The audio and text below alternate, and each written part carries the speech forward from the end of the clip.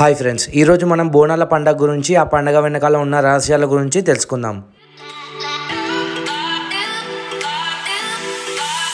బోనాలు అంటే అందరికీ గుర్తొచ్చేది పోతరాజుల ఆటలు, అమ్మవారి పూజలు, ఊరేగింపులు, ఇంటి ఆడవాళ్ళు బోనం ఎత్తుకోవడం. ఆషాఢ మాసంలో 4 వారాల పాటు ఒక్కో వారం ఒక్కో చోట బోనాలు గుర్తొస్తాయి. మన తెలంగాణలో హైదరాబాద్, సికింద్రాబాద్ కాకుండా ప్రతి ఊళ్ళో ఈ పండుగను ఘనంగా జరుపుకుంటారు. ప్రస్తుతం తెలంగాణ సర్కార్ ఈ బోనాల పండుగను రాష్ట్ర పండుగగా ప్రకటించారు. ఈ ఆషాఢ మాసంలో వచ్చే బోనాల పండుగ మొదటి ఆదివారం మొదటి బోనం గోల్కొండలో ఎత్తుతారు. మొదట గోల్కొండలో ఎత్తిన తర్వాతనే అన్ని చోట్ల ఎత్తుతారు. బోనం అంటే భోజనం అని అర్థం. అమ్మవారికి సమర్పించే భోజనాన్ని బోనం అంటారు. ఈ పండుగను దాదాపు 1000 ఏళ్ల నుండి జరుపుకుంటున్నారు అని చరిత్ర చెబుతోంది. కాకతీయ రాజుల్లో ఒకరైన ప్రతాపరుద్రుడు గోల్కొండలో శ్రీ జగదాంబిక ఆలయంలో బోనాల సమయంలో పూజలు చేసేవారట. ఆ తర్వాత వచ్చిన ముస్లింస్ నవాబుల సైతం ఇక్కడ పూజలు జరుపుకునేందుకు అనుమతి ఇచ్చారు. అంతేకాదు, హైదరాబాద్ లో జగదాంబిక అమ్మవారి అతి పురాతన ఆలయంగా ప్రసిద్ధి చెందింది. అందుకే మొదటి బోనం ఇక్కడ నుండే మొదలవుతుంది. రెండో బోనం బల్కంపేట్ రేణుకా ఎల్లమ్మ ఆలయంలో ఎత్తుతారు. మూడో వారం సికింద్రాబాద్ ఉజ్జయిని మాంకాళి ఆలయంలో ఎత్తుతారు. సికింద్రాబాద్ ఉజ్జయిని మాంకాళి ఆలయానికి ఓ కథ ఉంది. కథ ఏంటంటే,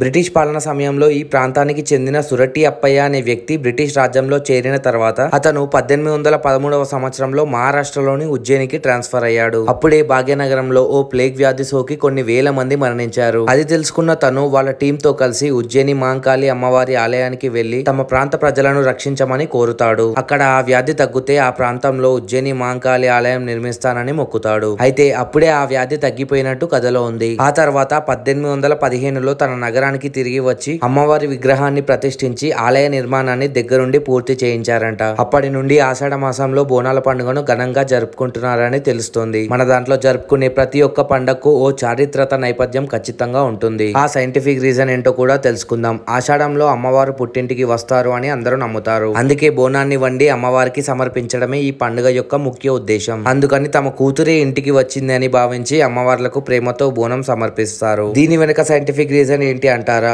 ఆషాఢం అంటేనే వర్షాల కాలం. మనందరికీ తెలుసు ఈ కాలంలో ఏవేవో రోగాలు వస్తుంటాయి. అవన్నీ రాకుండా మా పిల్లల్ని, మా కుటుంబాన్ని సురక్షితంగా చూడు తల్లి అని అమ్మవారిని కోరేందుకు ఈ బోనం సమర్పిస్తారు. బోనంలో భాగంగా మట్టి కుండకు చుట్టి పసుపు పూస్తారు. మొత్తం వేపాకులు కడతారు. ఇలా చేయడం వల్ల బ్యాక్టీరియా, వైరస్లు నాశనం అవుతాయని అర్థం. మన ఆరోగ్యం బాగా ఉంటుందని నమ్ముతారు. సో తర్వాత బోనాల పండగ అంటే ప్రతి ఒక్కరికి గుర్తొచ్చేది ఇంకోటి ఉంది. అదే పోతరాజు. పురాణాల ప్రకారం 7 అక్క చెల్లెళ్ల తమ్ముడే ఈ పోతరాజు. ఈ పోతరాజుతోనే అమ్మవారి ఊరేగింపు మొదలవుతుంది. పలారం బండి ముందు పోతరాజు అమ్మవారికి కాపలాగా ఉంటాడు. అమ్మవారి ఊరేగింపుని సురక్షితంగా చూసేది ఈ పోతరాజు. ఏ దుష్ట శక్తులు రాకుండా ఈ పోతరాజు ముందు ఉండి నడిపిస్తూ ఆ ఊరేగింపుని ఆలయానికి చేరుస్తాడు. ఇక బోనాల జాతరలో చివరిగా జరిగేది ఘట్టం. ఇది చాలా ముఖ్యమైనది. సోమవారం తెల్లవారుజామున మతంగీశ్వరి ఆలయం ఎదురుగా వివాహం కాని ఓ స్త్రీ వచ్చి మట్టి కుండ పైన నిల్చొని భవిష్యత్తు చెప్తుంది. దీనే రంగం అంటారు. ఇలా ఆషాఢ మాసంలో మొదటి ఆదివారం ప్రారంభమైన బోనాలు 4 వారాల పాటు తెలంగాణ రాష్ట్రంలో ఎంతో ఘనంగా జరుపుకుంటారు. కేవలం హైదరాబాద్, సికింద్రాబాద్, గోల్కొండలోనే కాదు, తెలంగాణలో ప్రతి ఊర్లో ప్రతి చోట ఈ పండుగను ఘనంగా జరుపుకుంటారు. సో ఈ ఆషాఢ మాసంలో తెలంగాణలో బోనాల పండుగను చాలా ఉత్సాహంతో ఘనంగా జరుపుకుంటారు. ఇన్ఫర్మేషన్ లో ఏదైనా తప్పుంటే క్షమించండి. అండ్ వీడియో ఇన్ఫర్మేటివ్ గా అనిపిస్తే ఒక చిన్న లైక్ వేసుకోండి. కొంచెం పెద్ద కామెంట్ చేయండి. ఇంకొంచెం పెద్ద మనసుతో ఈ వీడియోని మీ ఫ్రెండ్స్ అండ్ ఫ్యామిలీకి షేర్ చేయండి. ఇంకా ఓపిక ఉంటే సబ్స్క్రైబ్ కూడా చేసుకోండి. నేను ప్రవీణ్ దాస్. నెక్స్ట్ వీడియోలో మళ్ళీ కలుద్దాం. Thank you,